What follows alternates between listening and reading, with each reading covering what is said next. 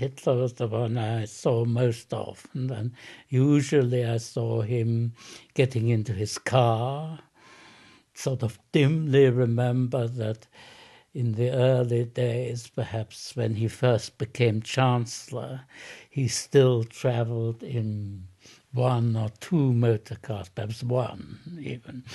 And one could still walk past his house.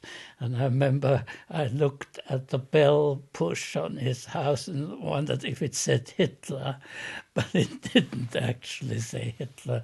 It said, I've forgotten the name of the woman now, who was his housekeeper. Anyway, I did once remember that, seeing him. I was just walking there, I was taken for a walk, so I was still only perhaps 8, 9 years old.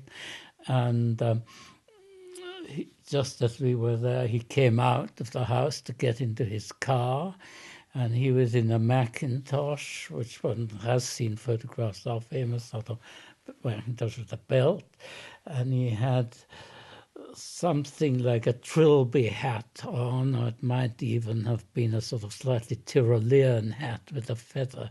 Can't quite remember.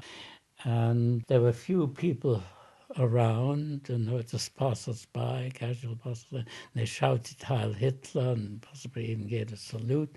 And he just lifted his hat a little bit like anybody might and got into the car. But that's not how it was later on, because, of course, I don't know, by 35, 36, that sort of period, he traveled with a large entourage of SS bodyguards who had taken over the flat at the bottom of his block.